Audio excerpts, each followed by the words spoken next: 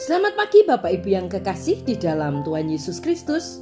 Pagi hari ini saya, Eko Wahyu Suryaningsih, kembali menyapa dengan kebenaran firman Tuhan yang terdapat dalam 1 Petrus 1 ayat 2. 1 Petrus 1 ayat 2, yaitu orang-orang yang dipilih sesuai dengan rencana Allah Bapa kita dan yang dikuduskan oleh Roh supaya taat kepada Yesus Kristus dan menerima percikan darahnya.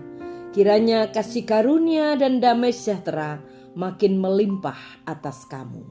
Amin. Bapak Ibu yang kekasih di dalam Tuhan, banyak orang di dunia ini yang menganggap bahwa dunia ini rusak. Bertanya-tanya, mengapa segala sesuatu seringkali tidak berjalan sebagaimana mestinya? Mereka ingin tahu apakah ada harapan di masa depan. Bapak Ibu yang kekasih di dalam Tuhan, harapan itu sangat penting.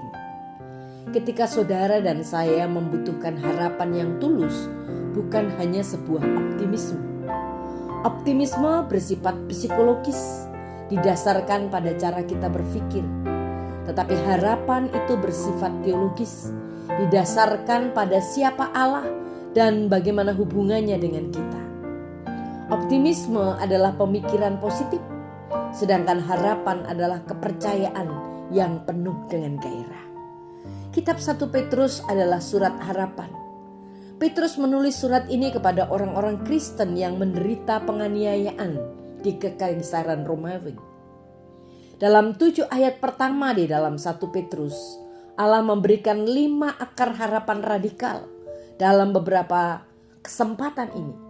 Ini akan kita pelajari bagaimana kita melihat satu persatu. Akar harapan radikal yang pertama adalah Allah memilih kita sebelum kita memilih Dia. Wow, ini janji pengharapan yang luar biasa. Alkitab mengatakan kamu telah dipilih menurut kehendak Allah Bapa dan telah dijadikan umat kudus oleh Roh-Nya. 1 Petrus 1 ayat 2. Keselamatan kita bukanlah suatu kebetulan. Jauh sebelum kita memilih Allah, Dia telah memilih kita. Kita adalah gagasannya.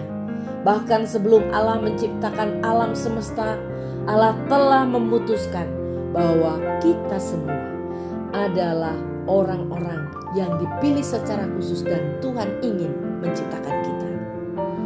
Di dalam 1 Petrus 1 ayat 2 dikatakan, kamu telah dipilih menurut kehendak Allah. Itu berarti Allah memilih dan Tuhan punya tujuan khusus untuk hidup kita. Apa tujuan itu? Yaitu Dia ingin menjadikan kita kudus untuk kerajaan surga. Dengan kata lain, Allah telah memilih kita untuk menghabiskan kekekalan bersama-samanya. Dan ini adalah hal yang sangat penting. Bahkan itu adalah kehormatan tertinggi yang pernah kita terima. Dan kita adalah alasan pertama. Itu semua adalah alasan pertama mengapa kita dapat memiliki harapan. Apapun yang terjadi di dalam hidup kita, biarkan akar harapan radikal ini tumbuh di dalam hidup kita. Sebelum kita memilihnya, Tuhan telah memilih kita untuk menghabiskan kekekalan bersamanya. Mari percaya dan yakini bahwa saudara dan saya ada dalam rancangannya. Amin. Mari kita berdoa. Tuhan Yesus, terima kasih untuk pengharapan yang luar biasa yang Tuhan berikan buat kami pada pagi hari ini. Kami tahu Tuhan, Engkau ingin kami ada bersama-sama dengan Engkau di kekekalan. Di dalam nama Tuhan Yesus kami bersyukur. Haleluya. Amin.